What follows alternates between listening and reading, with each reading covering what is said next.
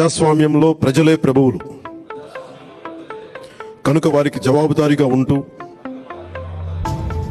పారదర్శక పాలనను అందించాల్సిన కర్తవ్యం రాజకీయ వ్యవస్థది.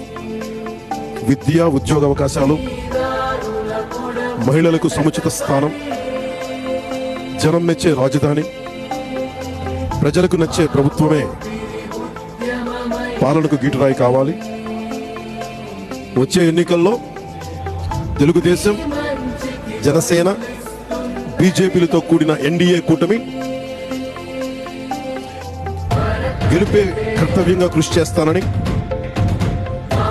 మన పార్టీ నియమ నిబంధనలకు కట్టుబడుతూ కూటమి అభ్యర్థిగా పైన తెలిపిన ప్రతి మాటకు కట్టుబడి ఉంటానని భారత రాజ్యాంగం సాక్షిగా ప్రతిజ్ఞ చేస్తున్నాను.